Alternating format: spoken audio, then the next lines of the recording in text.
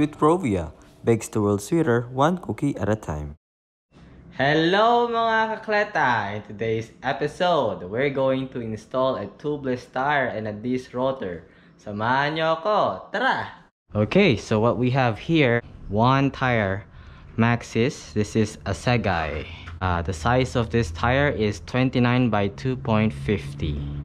And this is the wheel that we have that we're gonna be using to install the tire.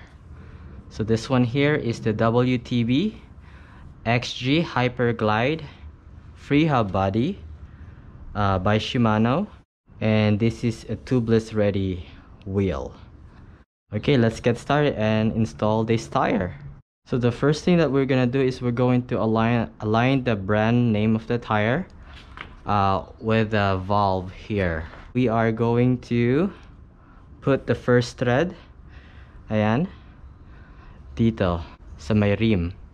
And of course we are going to use a tire lever para it's easier for us to put the thread in. Okay, so we're gonna put the thread sa may edge ng rim of the wheel.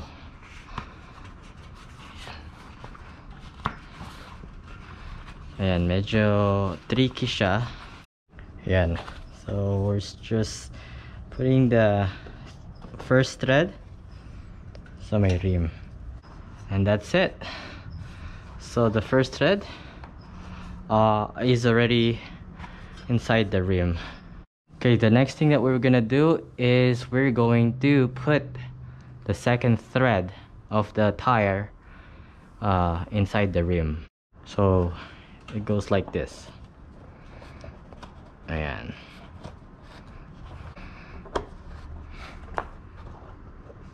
So there is a line indicator where the tire stops. You see this line here? That's where you stop. That's the border line para straight ang ating gulong pag iikot. Okay.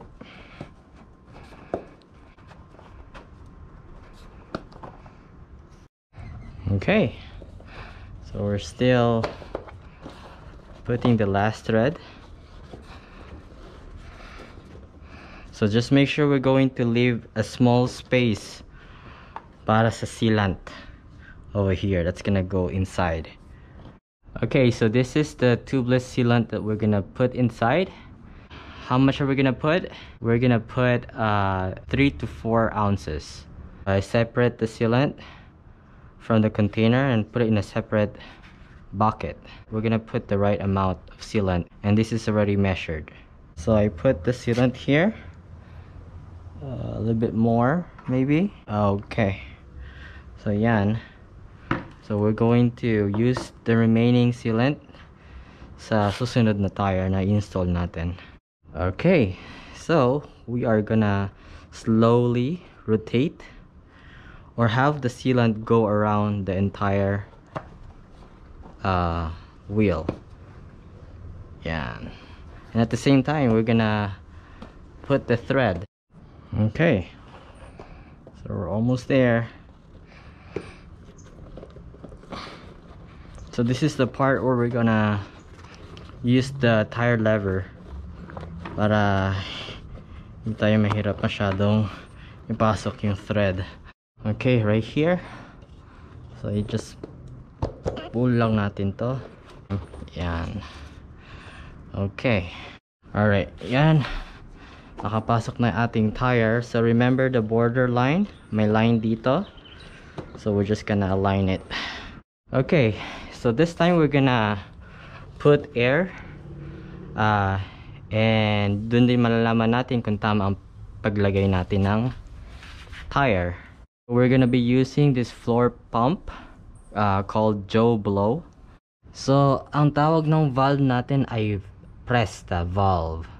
And this floor pump may kasama siyang Presta compatibility at saka shredder. Okay, so pasok na natin to all the way, and then we're gonna lock it up.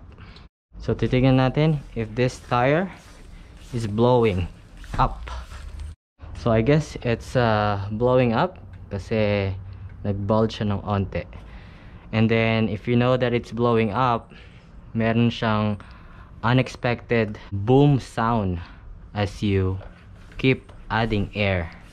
So just make sure the line that I was talking about earlier is visible. Like this one, hindi masyadong kita, so we're gonna reduce the air. Okay, let's try it again.